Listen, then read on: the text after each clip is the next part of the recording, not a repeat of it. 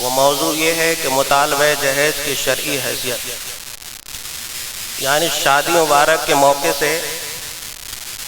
جو نقد جہیز کا سامان کا جو ڈیمانڈ کیا جاتا ہے وہ شریعت کی نظر میں کیا ہے؟ مطالبہ اور ڈیمانڈ کرنا شریعت کی نظر میں جائز ہے یا ناجائز ہے؟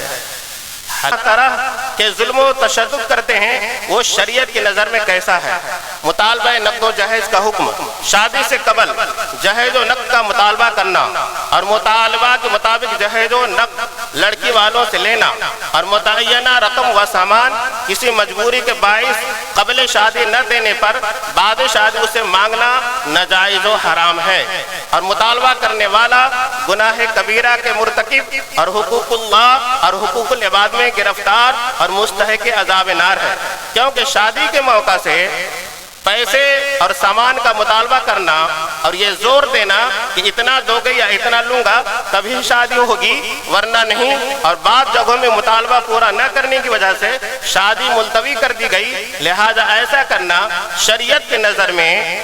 رشوت ہے اور رشوت لینا دینا دونوں حرام ہے، جیسا کہ سرکار اعلی حضرت امام محمد رضا خان فاضل بریلوی علیہ رحمت و رضوان نے ایک سوال کے جواب میں ارشاد فرمایا کہ اگر وہ روپیہ دینے والا اس لیے دیتا ہے کہ اس کے لالچ سے میرے ساتھ نکاح کر دیں، جب تو وہ رشوت ہے اور اس کا دینا لینا سب ناجائز و حرام ہے۔ اور فقیہ ملت مفتی جلال الدین احمد امجدی علیہ رحمہ نے بھی ایک سوال کے جواب میں ارشاد فرمایا کہ لڑکا یا اس کے گھر والوں کی شادی کرنے کے لیے نقد روپیہ اور سامان جہیز مانگنا یا موٹر سائیکل اور جیپ کار وغیرہ کا مطالبہ کرنا حرام و ناجائز ہے۔ نکاح کے موقع سے مطالبہ نقد و جہیز کرنا یہ رشوت کے حکم میں ہے، اور رشوت لینے دینے والوں پر کہ جہیز ہمارے بلاد کے عرف عام سے خاص مل کے زوجہ ہوتا ہے جس میں شوہر کا کچھ حق نہیں، طلاق ہوئی تو کل لے لے گی اور مر گئی تو اس کے ورثاء پر تقسیم ہوگا۔ اور فقیہ ملت مفتی جلال الدین احمد امجدی علیہ رحمہ نے فرمایا کہ جہیز کے مالک عورت ہنما سے روایت ہے کہ رسول اللہ صلی اللہ علیہ وسلم فرماتے ہیں کہ آدمی سوال کرتا رہے گا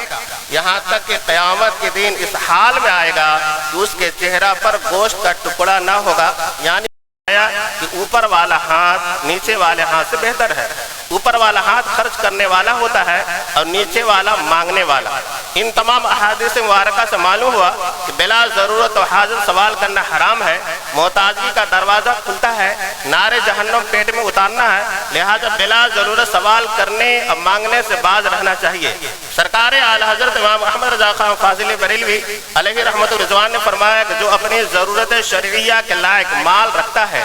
یا اس کے کسب پر قادر ہے اسے سوال کرنا حرام ہے، جو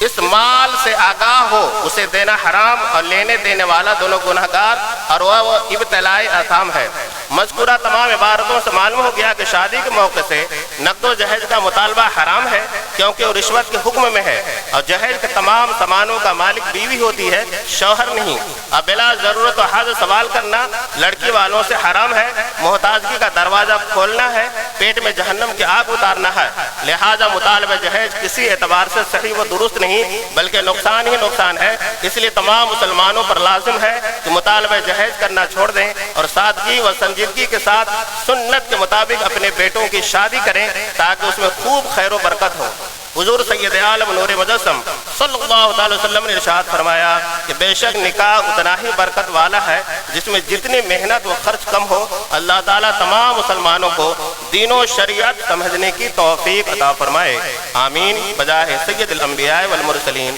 وآخر دعوانا ان الحمدللہ رب العالمین۔